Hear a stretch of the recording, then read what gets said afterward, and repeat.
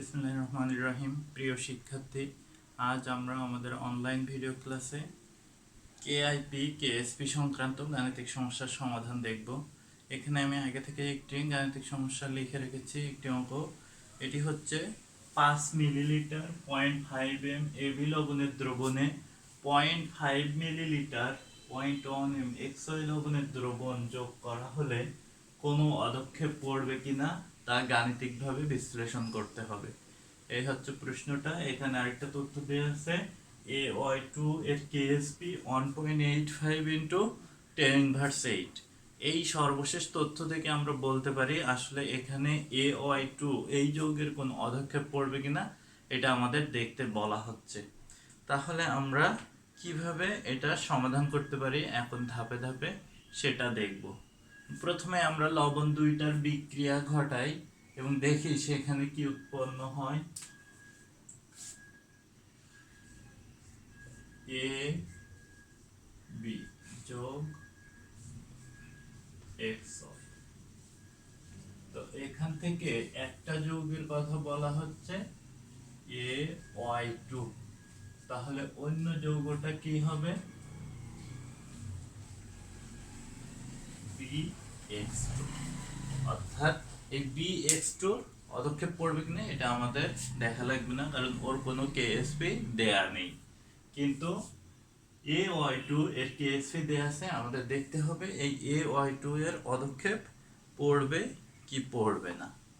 এখন আমরা যদি এটা সমতা করি তাহলে এখানে X2Y2 এর সামনে 2 দিলে বিক্রিয়া সমতা হয়ে গেল। এখন আমরা মিশ্রণে এই AY2 এর বিয়োজন থেকে যে আয়নগুলো পাবো তাদের ঘনমাত্রা নির্ণয় করার চেষ্টা করব। তাহলে AY2 যদি বিয়োজিত হয় এখান থেকে পাওয়া যাবে A2 প্লাস আর 2Y মাইনাস, এই জিনিস পাওয়া যাবে মিশ্রণে। তো এখন আমরা আগের অঙ্কের মতো বা আগের ক্লাসেও আমরা এই কেআইপি কেএসপি সংক্রান্ত গাণিতিক সমস্যা সমাধান দেখছি, ঠিক সেইভাবে আগাবো। মিশ্রণে আয়নগুলোর ঘনমাত্রা নির্ণয় করব। প্রথমে মিশ্রণে A2 প্লাস এর ঘনমাত্রা নির্ণয়। এটার জন্য আমরা কি করতে পারি? ডান পাশে যদি ডাটাগুলো লিখি তাহলে এবি যৌগ থেকে আমরা পাচ্ছি এখানে V1 ইজ ইকুয়াল টু আছে 5 মিলিলিটার আর S1 ইজ ইকুয়াল টু আছে 0.5 এম। আমরা V2 ইজ ইকুয়াল টু পাবো 0.5 মিলিলিটার ওর সাথে মিশ্রিত করা হচ্ছে, তাহলে 5 প্লাস 0.5 ইকুয়াল টু 5.5 মিলিলিটার আর S2 ইজ ইকুয়াল টু 1। এটা আমাদের বের করতে হবে। এখন আমরা জানি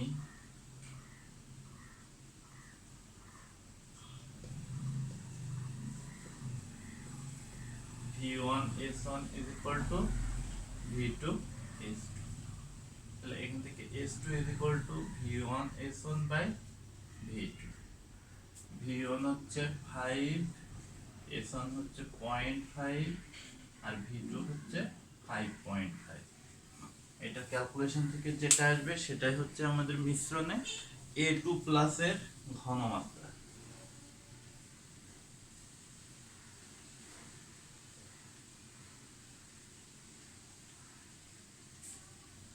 পয়েন্ট 0.45 এম, এই হচ্ছে মিশ্রণে A2 প্লাস এর ঘনমাত্রা। আবার মিশ্রণে এখান থেকে আমরা Y মাইনাস এর ঘনমাত্রা নির্ণয়। এটা যদি করি তাহলে এখানে আমরা ডাটাগুলো লিখতে পারি। V1 dash is equal to 0.5 millilitre আর S1 dash is equal to 0.1 m V2 dash is equal to same আগের মতোই 5.5 মিলিলিটার, আর S2 dash is equal to what, এটা আমাদের বের করতে হবে। তাহলে আমরা যদি এখানে এখন সূত্রটা লিখি, আমরা জানি V1 dash S1 dash is equal to V2 dash S2 dash, এখান থেকে S2 dash is equal to আসবে V1 dash S1 dash by V2 dash। তাহলে মানগুলো যদি আমরা বসাই, V1 আছে 0.5 আর S1 dash আছে 0.1 ডিভাইডেড বাই 5.5, এই হচ্ছে আমাদের y মাইনাসের ঘনমাত্রা নির্ণয়ের সূত্র। 0.5 ইন্টু 0.1, যেটা আসলে এটাকে ভাগ 5.5, 9.09 10 ইনভার্স 3m, এটা আসবে 9.09 ইন্টু 10 ইনভার্স 3m। এই হচ্ছে আমাদের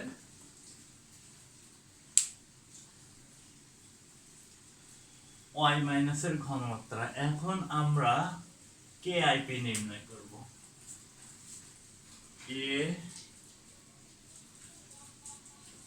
Y2 এর KIP নির্ণয়।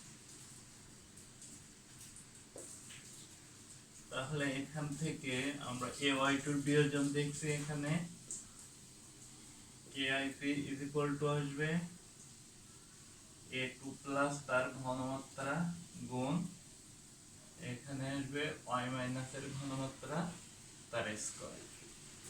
তাহলে এখান থেকে আসছে 0.45 ইনটু 9.09 ইনটু 10 ইনভার্স 3 এটার স্কয়ার। টোটালটা ক্যালকুলেশন করলে যেটা পাওয়া যাবে সেটা হবে আমাদের KIP AY2 যৌগের।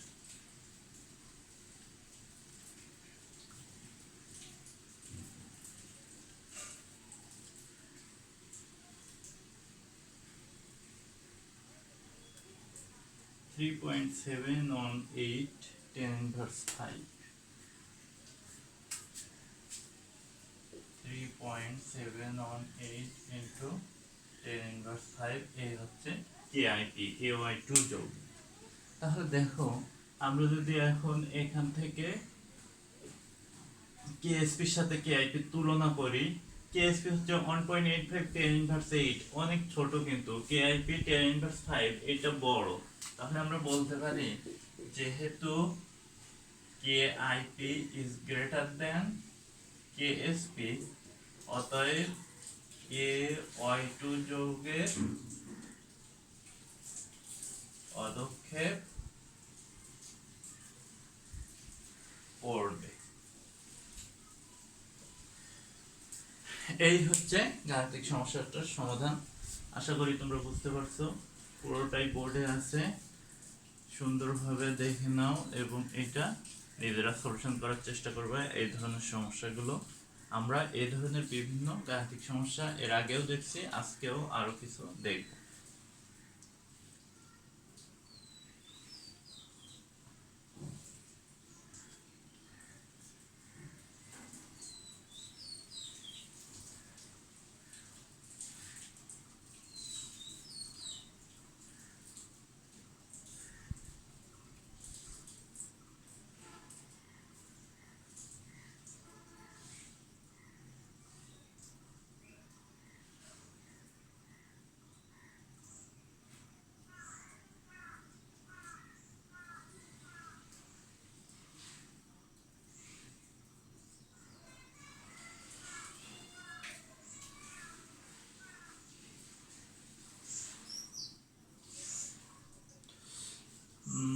তোমরা দেখো, আমি এরপরে যেটা সলিউশন করব আমরা সেটা দেখছি।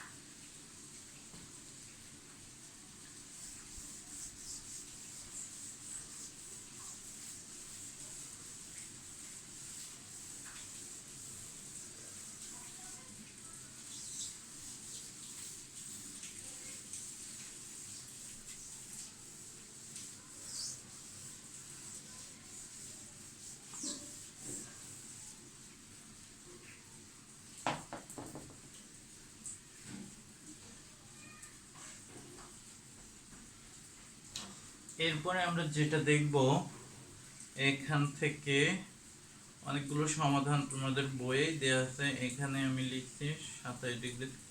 এ পাত্রে 20 মিলিলিটার 0.07 এম আর নাইট্রেট দ্রবণ।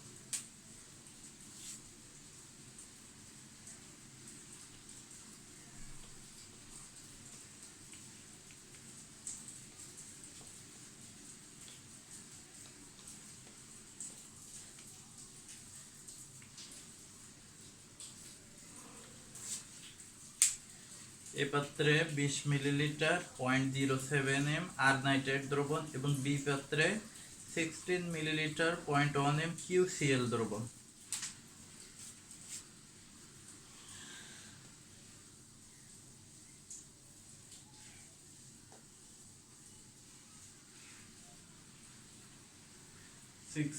মিলিলিটার 0.1 এম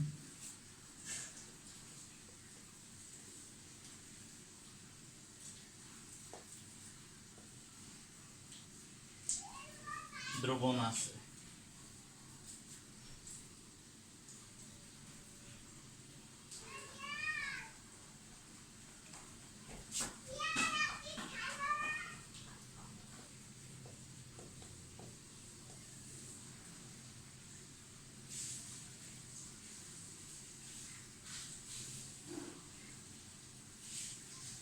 আর নাইট্রেট এর দ্রাব্যতা দেওয়া আছে 2.2 × 10³ মোল পার লিটার এবং RCl এর দ্রাব্যতা গুণফল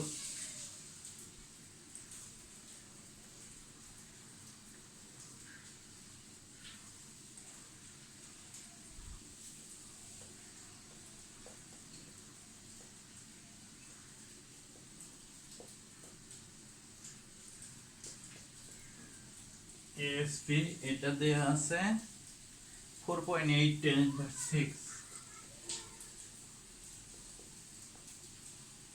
এই হচ্ছে উদ্দীপকটা দেওয়া আছে। এখান থেকে দুইটা প্রশ্ন, এ পাত্রে থাকা আর নাইট্রেটের KSP কত, আর পাত্রের দ্রবণকে বি পাত্রে যোগ করলে অধক্ষেপ পড়বে কিনা।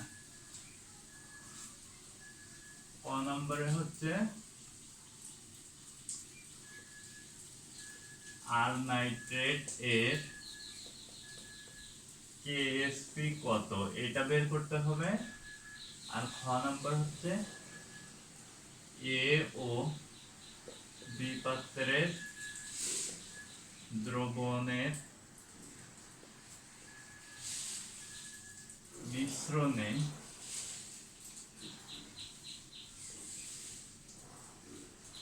অধক্ষেপ পড়বে কি না। এটা হচ্ছে অধক্ষেপ পড়বে কি না, এখানে দেখা যাচ্ছে না মনে হয়।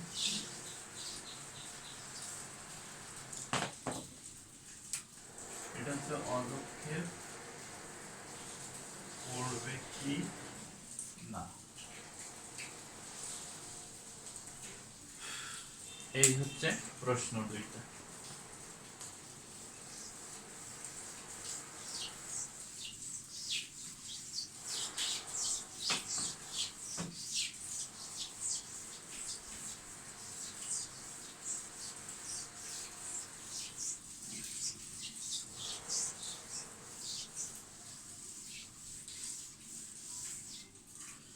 তাহলে এখন আমরা এখান থেকে একটা একটা করে সলিউশন করি। আর নাইট্রেটের KSP যদি নির্ণয় করতে চাই, দেখো আর নাইট্রেটের দ্রাব্যতা দেওয়া আছে এখানে 2.2 10⁻³ তাহলে ক নাম্বারের সলিউশনে আমরা যাব।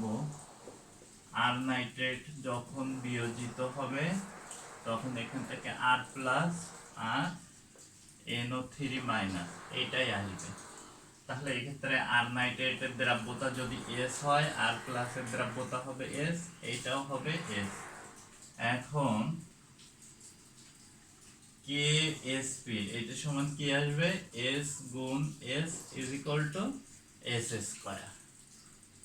তো S² আমরা এখানে দেখছি প্রশ্নে দেয়া আছে আমাদের, এইটা হচ্ছে সেই S। তাহলে 2.2 × 10⁻³ তার স্কয়ার, এটাই হবে কেএসপি। 4.84 ইন্টু 10⁻⁶, এটাই হবে আর নাইট্রেটের দ্রব্যতা গুণফল। এই হচ্ছে আমাদের ক নম্বর প্রশ্নের সলিউশন, খুবই সহজ। আর নাইট্রেট যখন বিয়োজিত হলো তখন আর প্লাস এবং নাইট্রেট মাইনাস এটা দিল, উভয়ই এক মোল এক মোল। তাহলে আর নাইট্রেটের দ্রব্যতা এস হলে আর প্লাসের দ্রব্যতাও হবে এস, নাইট্রেট আয়নের দ্রব্যতাও হবে এস। এবং কেএসপি আমরা জানি এই দ্রব্যতার গুণফল, S into S, S square. খুবই সহজ, এখান থেকে এস এর মান বসাই দিয়ে আমরা আর নাইট্রেটের কেএসপি বা দ্রব্যতা গুণফল দেখলাম। এখন আমরা খ নম্বর প্রশ্নের সলিউশনে যাব। এটা মুছে দিচ্ছি।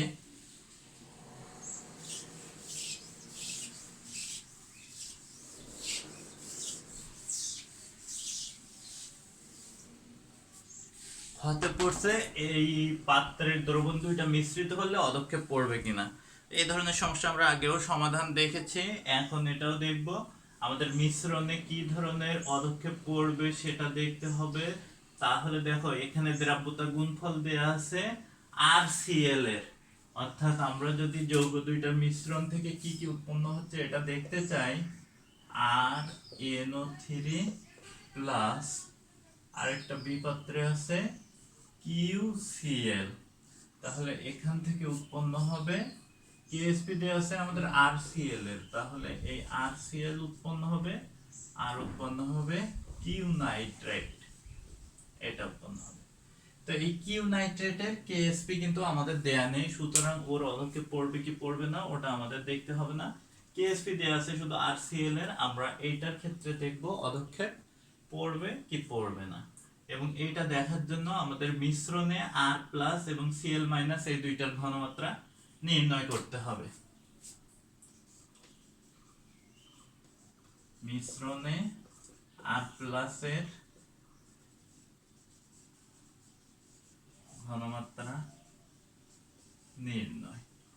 তাহলে আমরা যদি এটা নির্ণয় করি, আমরা জানি V1S1 = V2S2। ডান পাশে ডাটাগুলো যদি লিখে নেই, V1 আছে আর প্লাস আমরা পাচ্ছি আর নাইট্রেট দ্রবণ থেকে, তাহলে এটা আছে 20 মিলিলিটার। S1 এর ক্ষেত্রে দেয়া আছে 0.07 m, আর V2 আসবে দুইটার যোগফল, অর্থাৎ 20 যোগ 16 36 মিলিলিটার। S2 হট, এটা আমাদের বের করতে হবে। তাহলে আমরা যদি এখান থেকে S2 বের করতে চাই, V1S1 বাই V2 20 গুণ 0.07 ডিভাইডেড বাই V2 36।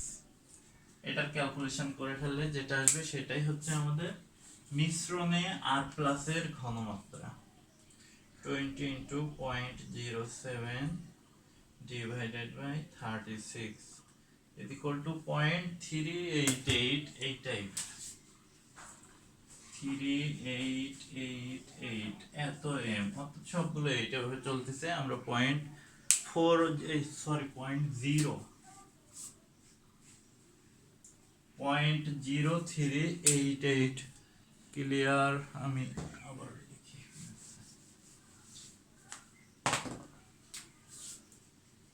0.0388 m। এই হচ্ছে আমাদের মিশ্রণে আর প্লাসের ঘনমাত্রা। এখন আমরা দেখব মিশ্রণে এখানে অদক্ষেপ পড়বে RCl, তাহলে Cl এর ঘনমাত্রা নির্ণয়।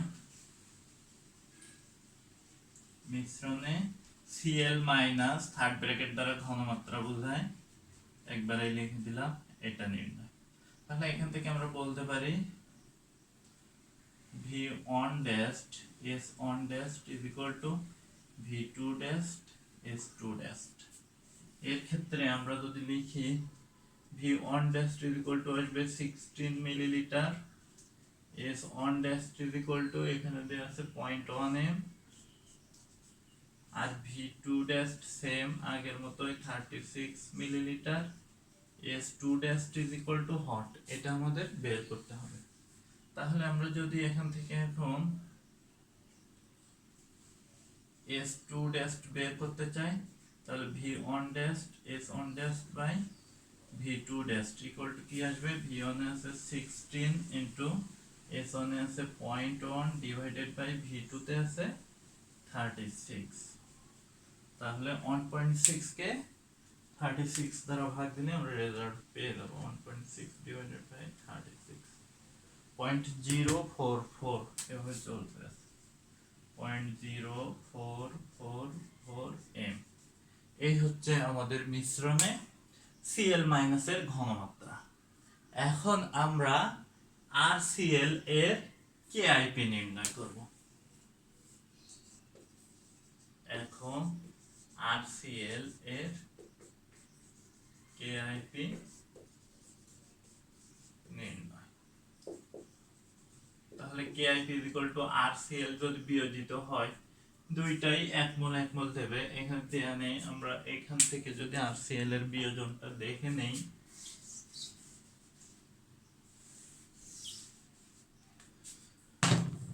অর্থাৎ আমি এখান থেকেই দেখাচ্ছি, তাহলে আমরা পাবো R প্লাস আর Cl মাইনাস একটাই। তাহলে এখান থেকে আসবে R প্লাস এর ঘনমাত্রা ইনটু Cl মাইনাস এর ঘনমাত্রা। R প্লাস এর ক্ষেত্রে আছে 0.0388 আর Cl মাইনাস এর ক্ষেত্রে আছে 0.0444 এই টাইপের। তাহলে আমরা যদি এটাকে গুণ দেই 0.0388 1.728 10 inverse 3 1.728 into 10 inverse 3 এই হচ্ছে আমাদের KIP। তাহলে দেখো এখানে KIP KSP থেকে বেশি হচ্ছে, এটা 4.8 10 inverse 6 আর এটা আছে 10 inverse 3। তাহলে এটা বড়, KIP বড়। আমরা আগে থেকেই জানি KIP যদি KSP থেকে বড় হয় তাহলে পদক্ষেপ পড়বে, আর KIP যদি KSP থেকে ছোট হয় তাহলে পদক্ষেপ পড়বে না। আর KIP KSP সমান হলে সম্পৃক্ত হবে। তো এই ক্ষেত্রে আমরা লিখতে পারি, যেহেতু KIP is greater than KSP, অতএব RCl এর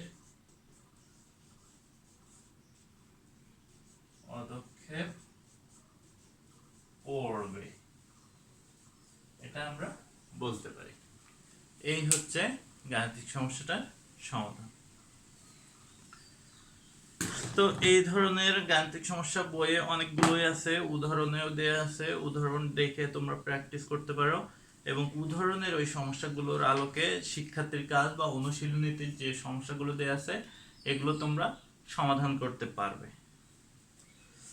একই ধরনের সমস্যা আমরা দীর্ঘদিন ধরে দেখছি, সামনে একটু ভিন্ন টাইপের আরো কিছু গাণিতিক সমস্যা আছে, এগুলো আমরা দেখব এবং এগুলো দেখার পরে মোটামুটি এই চ্যাপ্টারের গাণিতিক সমস্যা শেষ হয়ে যাবে এবং এরপরে অল্প কিছু টপিকস আছে আয়ন শনাক্তকরণ, সেটা দেখলেই আমরা চ্যাপ্টার শেষ করে ফেলবো ইনশাল্লাহ। তো আজকে এ পর্যন্ত।